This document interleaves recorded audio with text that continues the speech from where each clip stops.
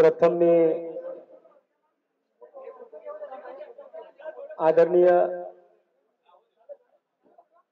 बाळासाहेब ठाकरेंना मी वंदन करतो।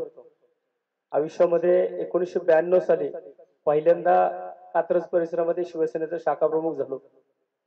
साहेब मला 16व्या वर्षी मी कात्रजमध्ये शिवसेना शाखा स्थापन झाली, परंतु 18 वर्षाचं होत नव्हतं म्हणून शाखा प्रमुख होता येत नव्हतं। आणि 1992 ला मी 12वी पास झालो, पहिला शाखा प्रमुख झालो। तेव्हापासून वयाच्या 31व्या वर्षापर्यंत मी उपविभाग प्रमुखापर्यंत कॅन्टोन्मेंट मतदारसंघामध्ये होतो आणि मी नंतर मनसेत प्रवेश केला। परंतु साहेब आज मी पुन्हा एकदा, मला अनेक लोक म्हणतात की तात्याचा शिवसेनेमध्ये प्रवेश आहे, पण साहेब माझा प्रवेश नाही, मी परत एकदा शिवसेनेमध्ये आलोय।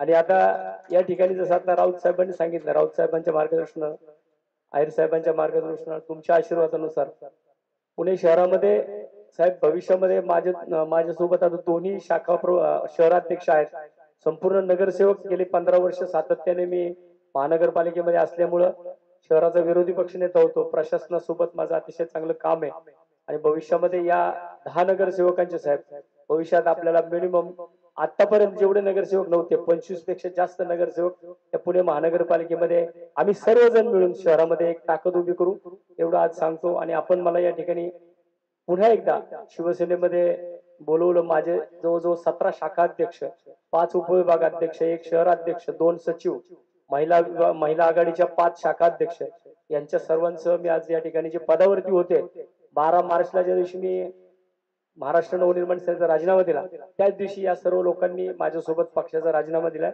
आणि आज आम्ही सर्वजण परत एकदा स्वगृही परतलोय। आणि आपण मला या ठिकाणी माझ्या सर्व कार्यकर्त्यांसह सामावून घेतलं, त्याबद्दल मी मनापासून आपणा सर्वांना धन्यवाद।